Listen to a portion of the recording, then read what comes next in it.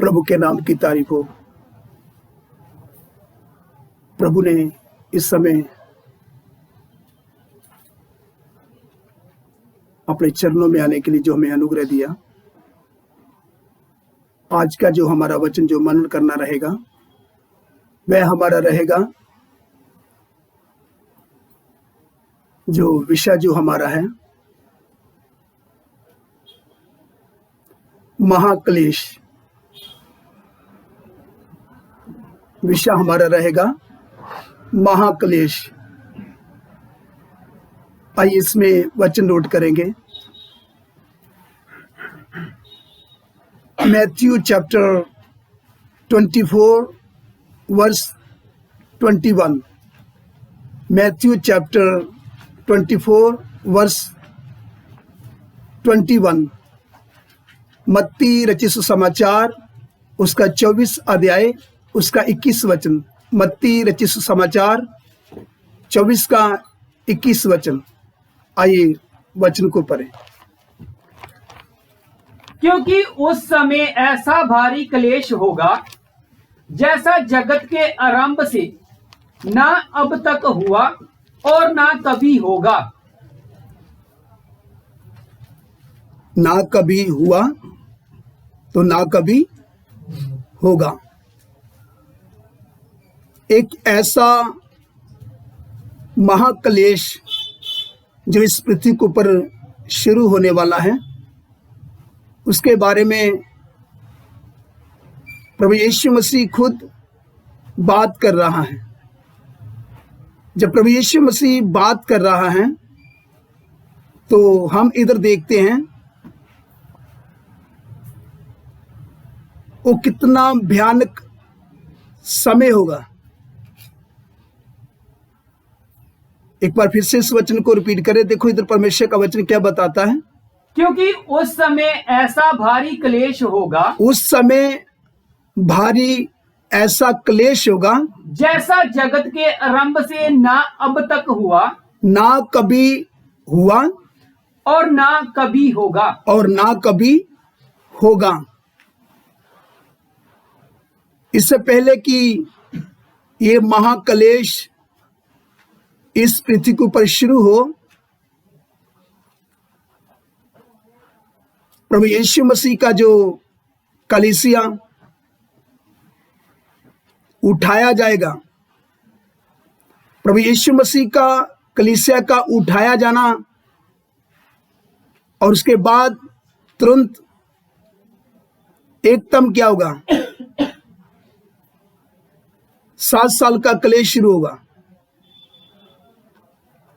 पहले 3.5 साल क्लेश, और उसके बाद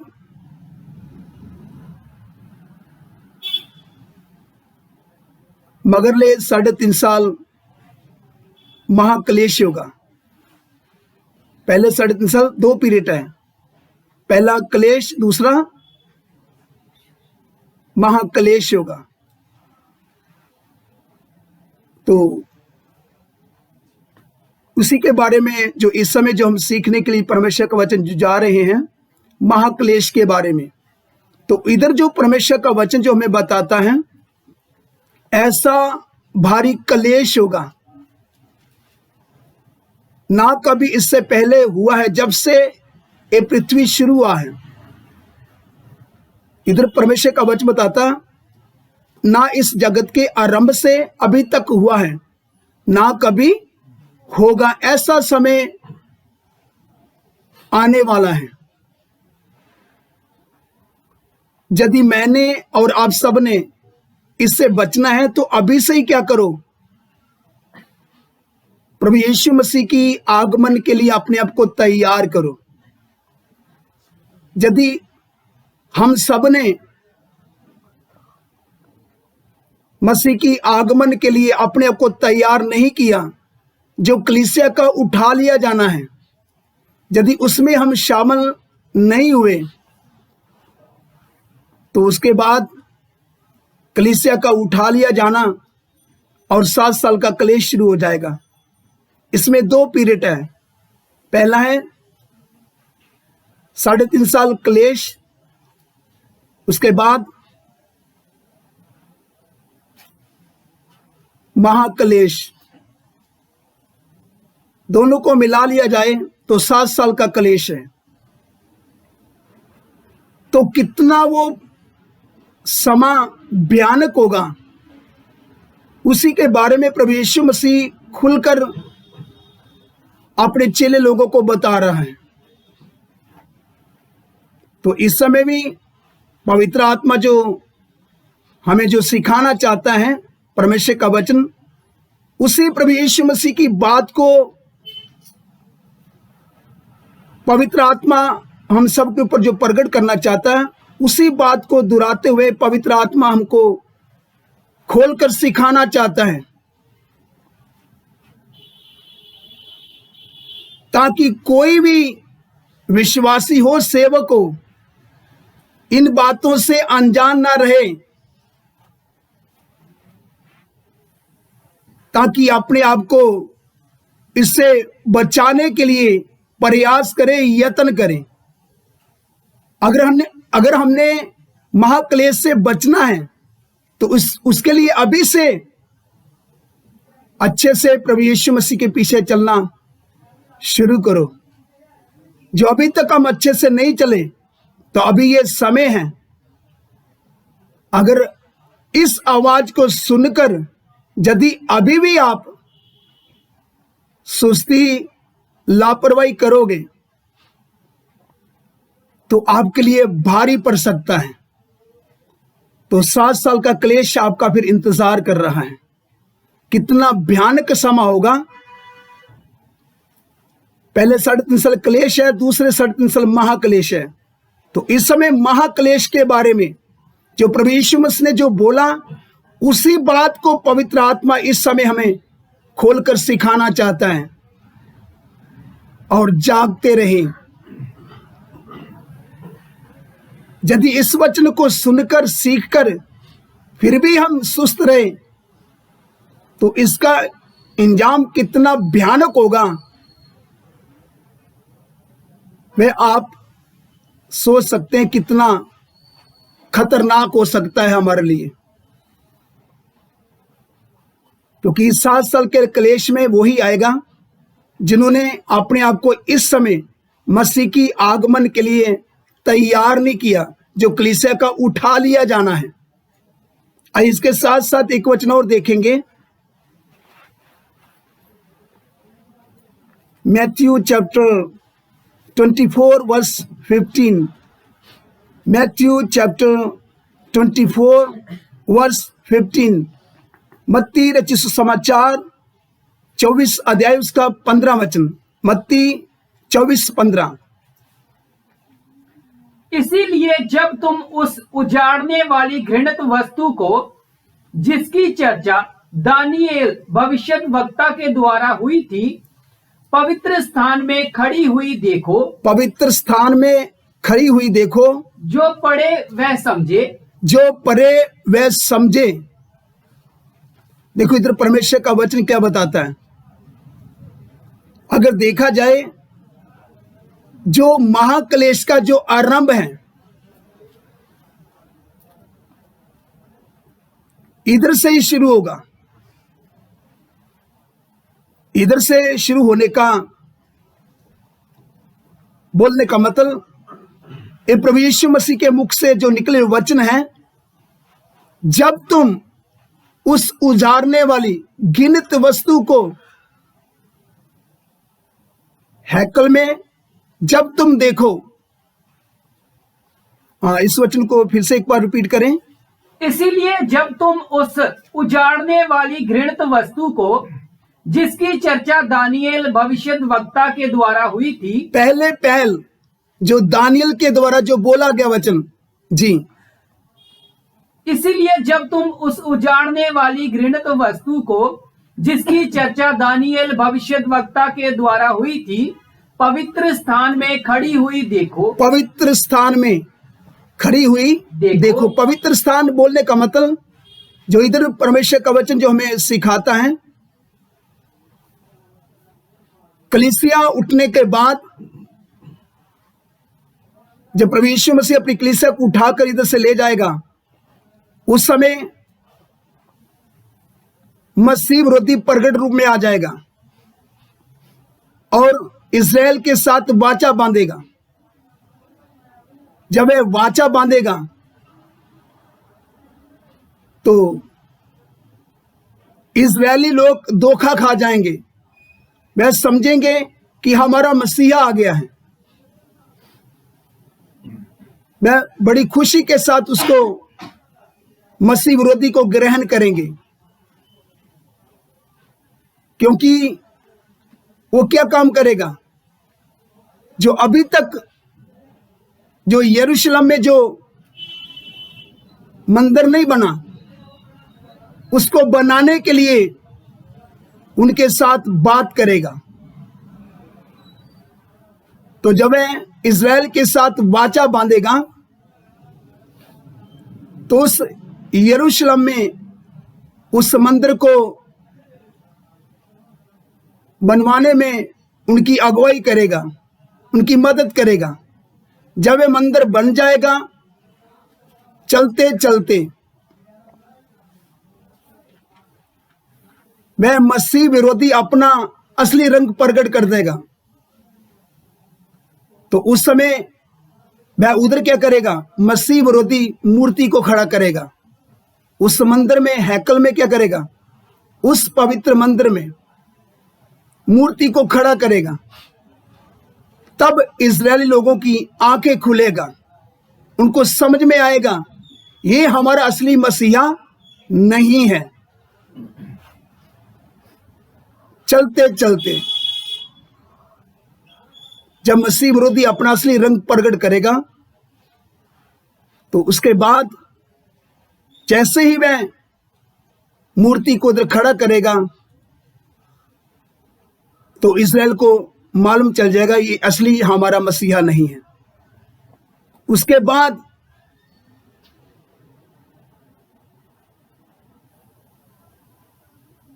महाक्लेश शुरू होगा। इसलिए इधर परमेश्वर का वचन बताता है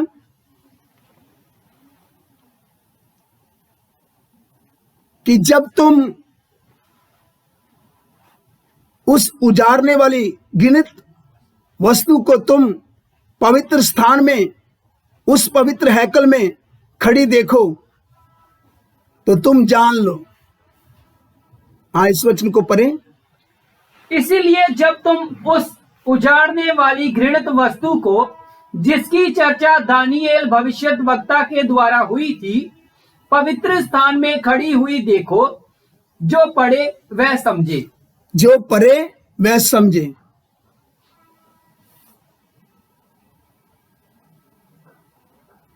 इसे आरंभ करते हुए यीशु उन विशेष चिन्हों के विषय में बताता है जो महाक्लेश के समय होंगे।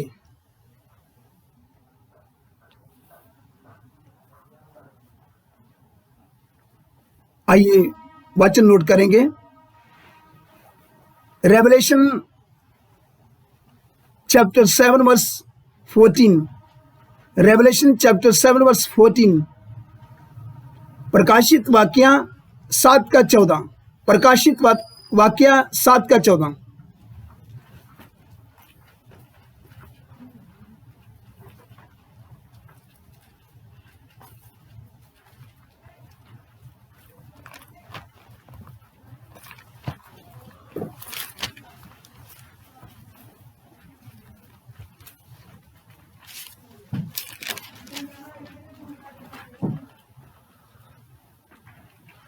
जी इसको पढ़ें। मैंने उससे कहा, हे स्वामी, तू ही जानता है। उससे पहले 13 वचन। इस पर प्राचीनों में से एक ने मुझसे कहा, ये श्वेत वस्त्र पहने हुए कौन है और कहां से आए हैं? मैंने उससे कहा, देखो इधर परमेश्वर का वचन क्या बताता है। 13 वचन हमने क्यों पढ़ा है? क्योंकि 14 वचन जिसके ऊपर हम मनन करने जा रहे हैं कि हमारी समझ में आ जाए। जी। इस पर प्राचीनों में से एक ने मुझसे कहा, ये श्वेत वस्त्र पहने हुए कौन है? ये श्वेत वस्त्र पहने हुए कौन है और कहां से आए हैं? और कहां से आए हैं? मैंने उससे कहा, हे स्वामी, तू ही जानता है। उसने मुझसे कहा, ये वे हैं जो उस महाक्लेश में से निकल कर आए हैं। इन्होंने अपने अपने वस्त्र मेमने के लहू में धोकर श्वेत किए हैं। देखो इधर परमेश्वर का वचन क्या बताता है। ये जो महाक्लेश है, इसमें से कलीसिया होकर नहीं जाएगा। इस महाक्लेश में से होकर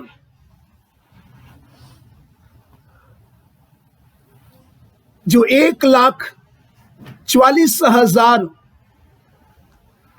जो यहूदियों में से लिए हुए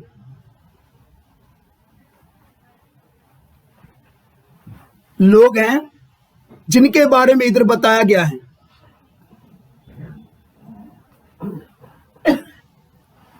ये महाक्लेश में से होकर आते हैं और उन्होंने अपने अपने वस्त्र को उस मेमने प्रभु यीशु मसीह के खून से धोकर क्या किया है? श्वेत किया है। फिर से इस वचन को रिपीट करें। इस पर प्राचीनों में से एक ने मुझसे कहा, ये श्वेत वस्त्र पहने हुए कौन है और कहां से आए हैं? मैंने उससे कहा, हे स्वामी, तू ही जानता है। उसने मुझसे कहा, ये वे हैं जो उस महाक्लेश में से निकल कर आए हैं। इन्होंने अपने अपने वस्त्र मेमने के लहू में धोकर श्वेत किए हैं। जो कलीसिया जो दुख उठा रहा है, मैं इस समय दुख उठा रही है कलीसिया का जो उठाने का जो दुख, उसके लिए समय अभी का समय है। कलीसिया इस समय दुख उठा रही है। प्रभु यीशु मसीह आएगा, उसकी कलीसिया इधर से उठकर हवा में, बादलों में यीशु के साथ मिलन करते हुए वह 7 साल के लिए अपने स्वर्गीय घर में जाकर परमेश्वर प्रभु यीशु मसीह के साथ रहेगा। और इस पृथ्वी के ऊपर 7 साल का क्लेश है। पहले 3.5 साल क्लेश है, दूसरे 3.5 साल महाक्लेश है। मगर इस महाक्लेश में से गुजरने वाले जो लोग हैं, वह इजरायलियों में से लिए हुए जो लोग हैं 1,44,000, जिन्होंने अपने माथे के ऊपर वो शाप नहीं लिया, अपने दाहिने हाथ में उस शाप को नहीं लिया, इनको बहुत दुखों को झेलना पड़ा। ये महाक्लेश में से होकर आते हैं। जो एक एक गोत्र में से 12,000 लिए गए जो लोग हैं, इन्होंने अपने माथे के ऊपर और अपने दाहिने हाथ के ऊपर उस पशु का अंग जो शाप है उसको नहीं लिया। ये बड़े क्लेश में से होकर आ रहे हैं, उस महाक्लेश में से होकर आ रहे हैं। इन्होंने अपने अपने वस्त्र को यीशु मसीह के उस मेमने प्रभु यीशु मसीह के खून से धोकर अपने आप को, अपने वस्त्र को शुद्ध किया है, पवित्र किया है, जिसके बारे में इधर बताया गया है। उन्होंने अपने अपने वस्त्र मेमने के लहू में धोकर श्वेत किया है। आइए इसके साथ साथ एक वचन और देखेंगे, Matthew chapter 24 verse 21, Matthew chapter 24 verse 21, मत्ती रचित सुसमाचार 24 का 21 वचन, मत्ती 24:21। जी,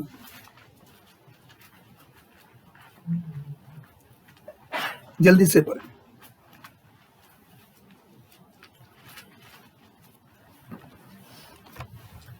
क्योंकि उस समय ऐसा भारी क्लेश होगा जैसा जगत के आरंभ से ना अब तक हुआ और ना कभी होगा। भारी क्लेश इस वचन में बताया गया है, मत्ती 24:21 में। भारी क्लेश से यूनानी में भी ये वाक्य यही है। यूनानी भाषा में भी इसका अर्थ जो वाक्य यही है। ऐसे चिन्ह जो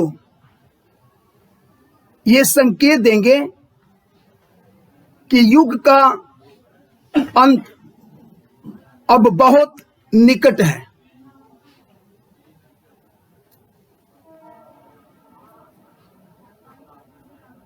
आइए वचन नोट करेंगे।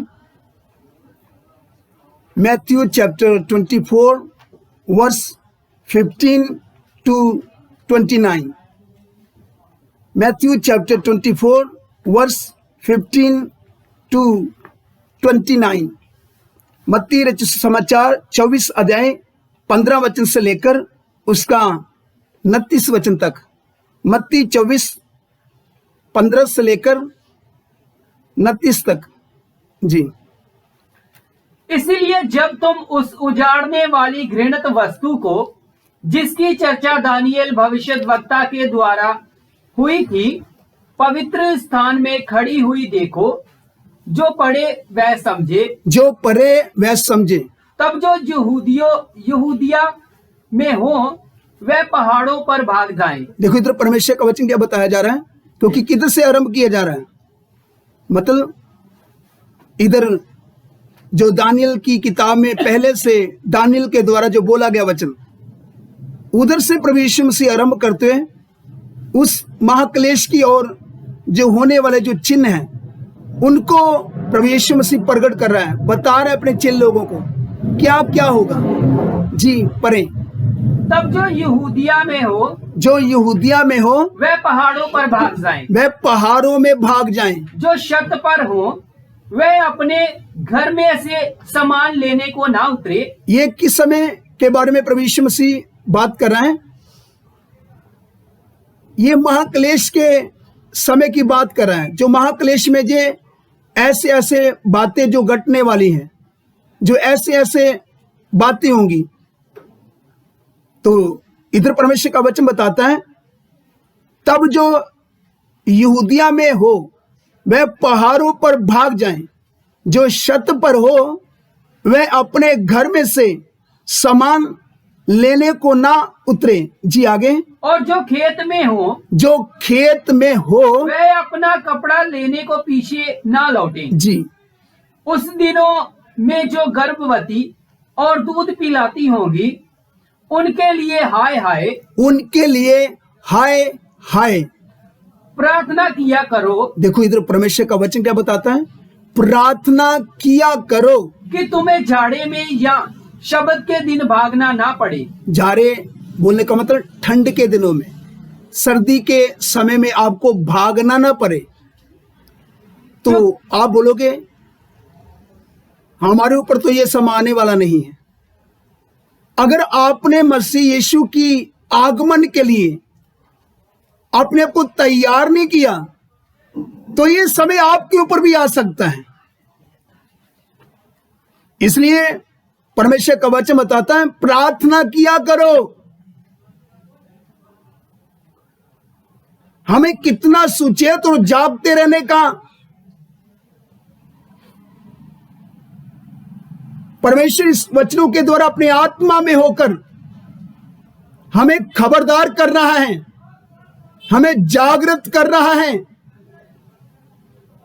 कहीं ऐसा ना हो कि आपका भागना उजारे में ना हो। प्रार्थना किया करो, कहीं शब्द के दिन ना हो। सोच लो कितना गंभीर समय आने वाला है, कितना भारी उस समय कलेश होगा। इस जगत के आरंभ से अभी तक ना हुआ, ना कभी होगा। तो फिर मुझे और आप सबको कितना, जब इस वचन को हम सीख रहे हैं, इस समय अपनी तैयारी के विषय में कितना गंभीर होना है। आज कितने लोग संडे को चर्च में नहीं आते, काम में भाग जाते हैं। तो उनका क्या बनेगा? जो दुनिया के साथ, संसार के साथ समझौता किए हुए हैं, उनका क्या होगा? सोच लो आपका अंत कितना बुरी तरह होने वाला है। आप मरोगे नहीं, तड़पते रहोगे। कितना गंभीर नाजुक समय आने वाला है।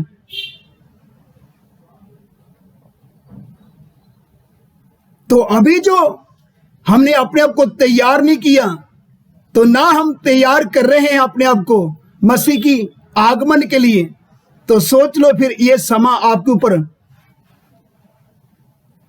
कैसे आने वाला है, जब आपको मालूम तक ना होगा। एकदम एकाएक आपके ऊपर विनाश आन पड़ेगा। ये बहुत बड़ा तबाही आने वाला है संसार के लोगों के ऊपर। नाम के तौर पे संगति करना छोड़ दो, अच्छे से संगति करो, वचन में मन लगाओ, वचन के ऊपर मनन करते हुए वचन की गंभीरता को जान लो। जो प्रभु यीशु मसीह के मुख से जो निकले वचन है ना, ऐसे व्यर्थ प्रभु की ओर लौटने वाले नहीं हैं। जिस काम के लिए परमेश्वर का वचन भेजा गया, उस काम को वह पूरा करेगा। परमेश्वर ने बोला, ये वचन मेरी तरफ व्यर्थ नहीं लौटेगा, ये अपने काम को पूरा करेगा। आसमान टल सकता है, पृथ्वी टल सकती है, मगर प्रभु यीशु मसीह के मुख से निकले वचन ये कभी टलने वाले नहीं हैं। इसलिए जिसके कान हो वह सुन ले। आत्मा इस समय इस वर्तमान युग की कलीसियों से क्या बोल रहा है, इस परमेश्वर की वाणी की ओर कान लगाएं, ध्यान से इस आवाज को सुने। कहीं ऐसा ना हो कि आप उस महाक्लेश में आ जाएं। कितना भयानक समय आने वाला है।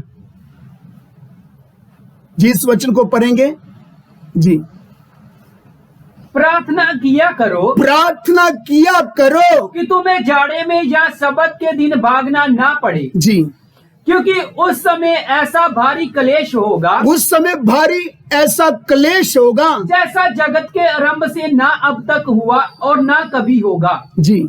यदि वह दिन घटाए ना जाते, यदि वह दिन घटाए ना जाते, तो कोई प्राणी ना बचता।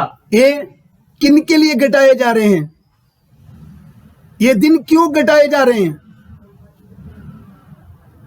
ये परमेश्वर के चुने हुए लोगों के लिए, जो परमेश्वर ने जो अपने कुछ लोगों के लिए समा उनके लिए जो रखा हुआ है, जो खास करके परमेश्वर 1,44,000 को उस 7 साल के क्लेश के दरमियान प्रभु उनको बुला रहा है।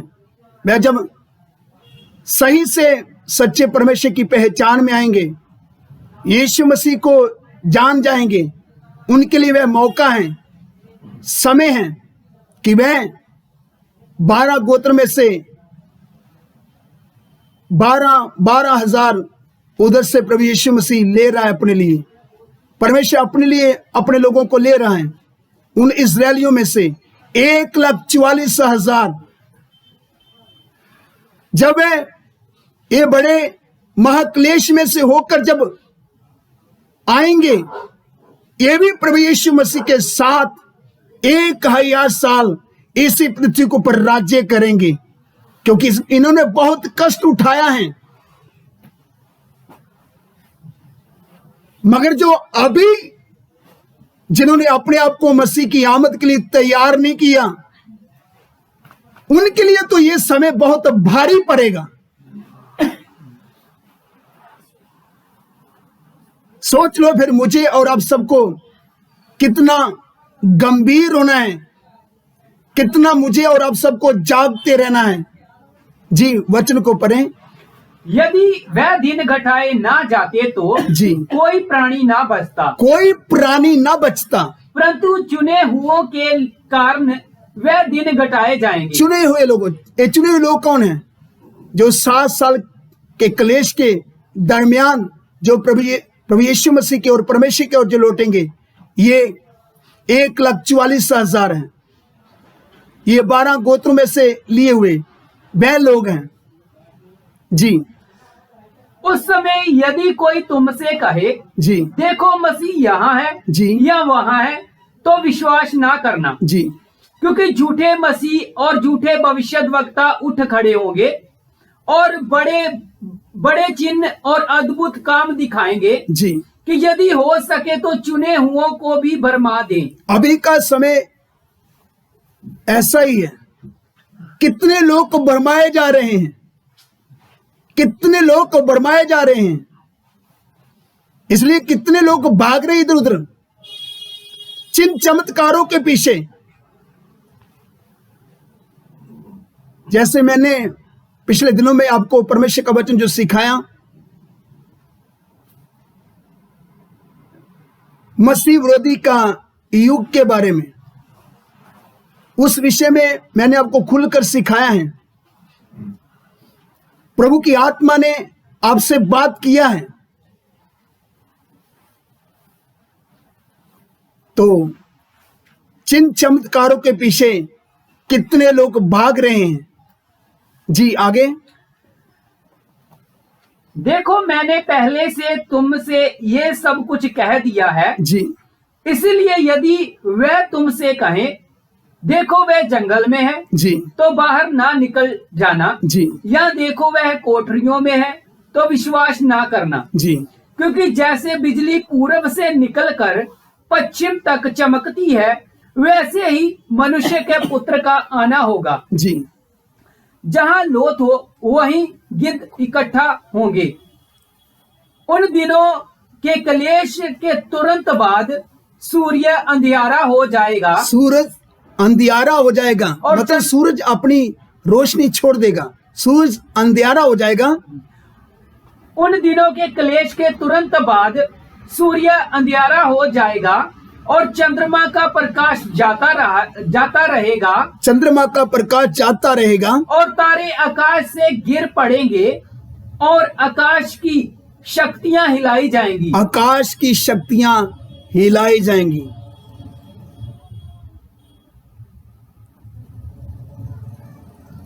ये चिन्ह महाक्लेश के बाद पृथ्वी पर यीशु के पूर्ण आगमन की और संकेत करेंगे।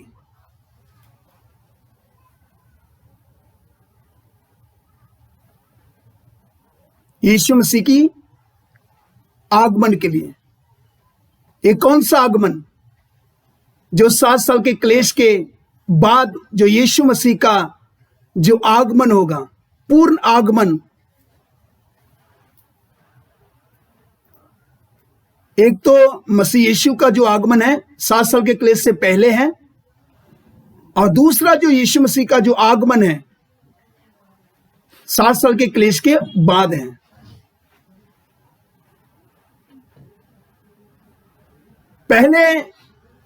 पहली जो आमद उसका मसीह का, वो अपनी कलीसिया को उठा के इधर से लेकर जाना, जो पहला जो आगमन है। उसके बाद 7 साल का क्लेश इस पृथ्वी के ऊपर होगा। 7 साल के लिए मसीह की कलीसिया स्वर्ग में। उसके बाद जैसे ही 7 साल का क्लेश का समय पूरा होगा, प्रभु यीशु मसीह अपने संतों के साथ, जय पाए हुए लोगों के साथ, जिन्होंने पूरा इस समय जय पाया है, उस कलीसिया के साथ अपने संतों सने इस पृथ्वी के ऊपर आएगा और 1000 साल इस पृथ्वी पर राज्य करेगा,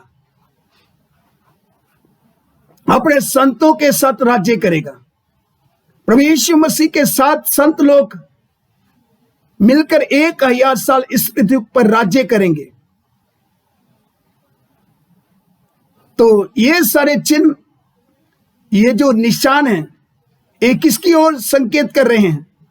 यीशु मसीह की दूसरी आगमन की ओर संकेत कर रहे हैं कि यीशु मसीह का आना जो कैसे होगा, वो कैसे आएगा, अपने संतों के साथ इस पृथ्वी पर शासन करने के लिए, राज्य करने के लिए आएगा। तो आइए वचन नोट करेंगे। Matthew chapter 24 verse 30 to 31। Matthew chapter 24 verse 30 to 31। मत्ती रचित समाचार 24 अध्याय उसका 30 और 31 वचन। मत्ती 24 30 और 31 वचन जी।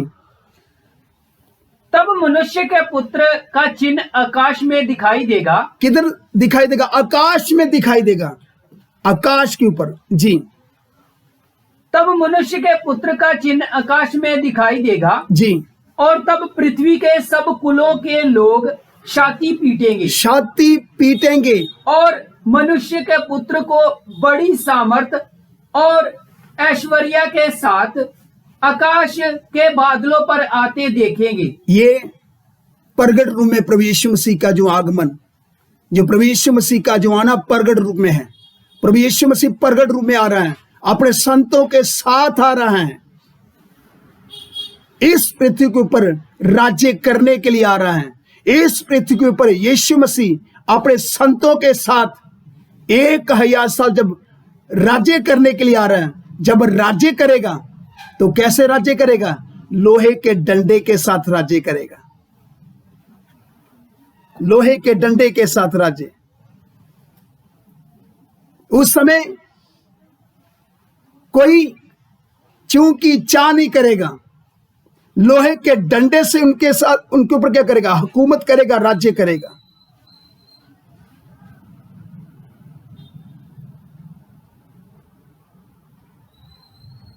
तो सोच लो कितना जो समय जो आने वाला है, एक कितना उससे भी आगे जो गंभीर समय जो आने वाला है। प्रभु यीशु मसीह अपने संतों के साथ राज्य करेगा। अभी कर लो अपना मन कठोर, ना करो प्रार्थना, वचन मन ना करो, शौका साकी करो, मौज मस्ती करो, पाप में जीवन गुजारो, जैसा आपको अच्छा लगता करो, पर लोहे के डंडे के साथ प्रभु यीशु मसीह राज्य करने के लिए आ रहे हैं। और यीशु मसीह के साथ जब यीशु मसीह बादलों में जब प्रगट रूप में आएगा, तो उसके संत लोग उसके साथ होंगे और इस पृथ्वी के ऊपर राज्य करेगा। लोग देखते रह जाएंगे।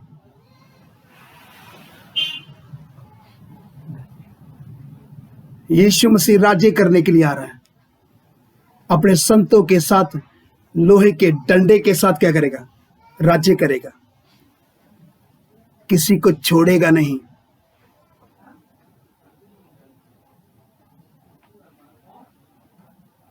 अभी जैसा आपको चलता करो, अपनी मनमानी करो, याद रखना, आपके लिए लोहे का डंडे का रांची इंतजार कर रहा है। नहीं मानोगे तो देगा मार, खींच खींच कर देगा, खींच खींच कर देगा। अभी ना मानो, संसार में लगे रहो, मौज मस्ती करते रहो, लाते पाते रहो, जैसा को छलता करते रहो मौज मस्ती। पर लोहे का डंडा यीशु मसीह इसी पृथ्वी पर हुकूमत करने के लिए आ रहा है, शासन करने के लिए आ रहा है। एक हयात सा राज्य करेगा अपने संतों के साथ, छोड़ेगा नहीं आपको।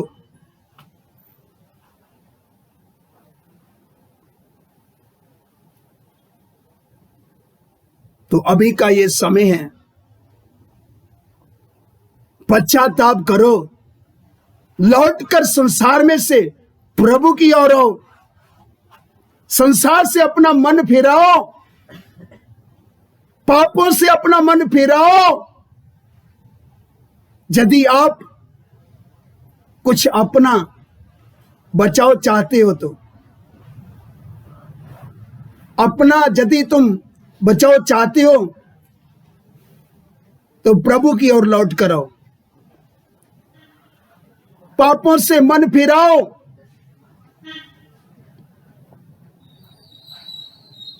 देखो इधर परमेश्वर का वचन क्या बताता है जी, फिर से इस वचन को रिपीट करेंगे। तब मनुष्य के पुत्र का चिन्ह आकाश में दिखाई देगा। मत्ती रचित समाचार 24 का 30 और 31 वचन जी। तब मनुष्य के पुत्र का चिन्ह आकाश में दिखाई देगा। 7 साल के क्लेश के तुरंत बाद परमेश्वर का वचन बताता है आकाश में चिन्ह दिखाई देगा जी।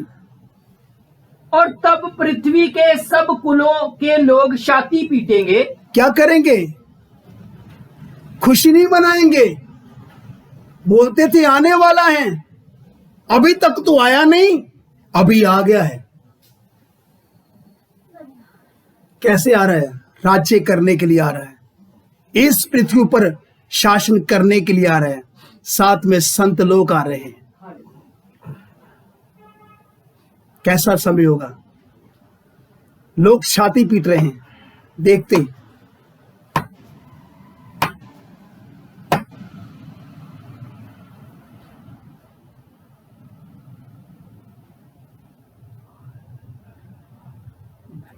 क्योंकि उनकी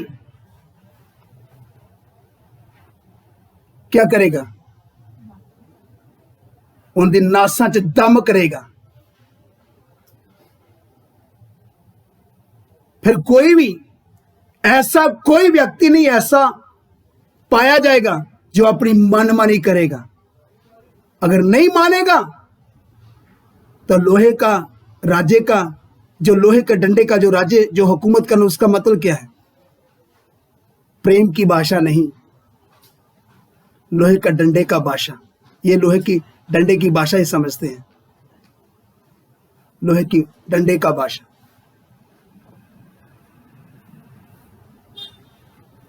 तो इसलिए इधर परमेश्वर का वचन क्या बताता? लोग जब देखेंगे तो क्या करेंगे? छाती पीटेंगे जी। पढ़ो। तब पृथ्वी के सब कुलों के लोग छाती पीटेंगे जी, ऊपर से पहले पढ़ो थोड़ा। तब मनुष्य के पुत्र का चिन्ह आकाश में दिखाई देगा जी। और तब पृथ्वी के सब कुलों के लोग छाती पीटेंगे जी। और मनुष्य के पुत्र को बड़ी सामर्थ और ऐश्वर्य के साथ आकाश के बादलों पर आते देखेंगे जी। वह तुरी के बड़े शब्द के साथ अपने दूतों को भेजेगा जी, अपने दूतों को भेजेगा और वह आकाश के इस शोर से उस शोर तक चारों दिशाओं से उसके चुने हुओं को इकट्ठा करेंगे जी। इसके साथ साथ Revelation chapter 19 verse 11, Revelation chapter 19 verse 11, प्रकाशित वाक्या 19 का 11 वचन, प्रकाशित वाक्या 19 का 11 जी।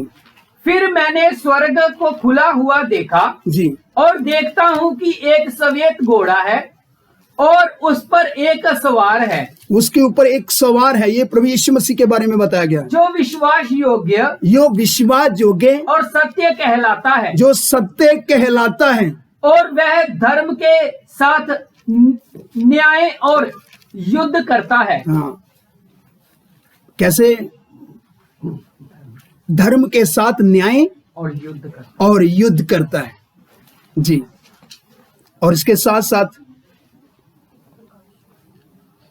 Revelation chapter 20 verse 4, Revelation chapter 20 verse 4, प्रकाशित वाक्य 20 का 4, प्रकाशित वाक्य 20 का 4। फिर मैंने सिंहासन देखे और उन पर लोग बैठ गए और उनको न्याय करने का अधिकार दिया गया। मैंने उनकी आत्माओं को भी देखा जिनके सिर यीशु की गवाही देने यीशु मसीह की गवाही देने और परमेश्वर के वचन के कारण काटे गए थे, परमेश्वर के वचन के कारण काटे गए थे, और जिन्होंने ना उस पशु की और ना उसकी मूर्ति की पूजा की थी, ना उस पशु की शाप अपने ऊपर ली और ना उस मूर्ति की पूजा की थी, ना उस मूर्ति की पूजा की थी जी, और ना उसकी साप अपने माथे और हाथों पर ली थी। उसकी शाप ना तो माथे पर ली ना तो हाथ पर ली। वह जीवित होकर मसीह के साथ 1000 वर्ष तक राज्य करते रहे। ये मसीह के साथ 1000 साल राज्य करते रहे जी उठकर। जी, आइए इन वचन के ऊपर मनन करें और आइए प्रार्थना करेंगे। अपनी अपनी जिंदगी जीवन में गौर करें।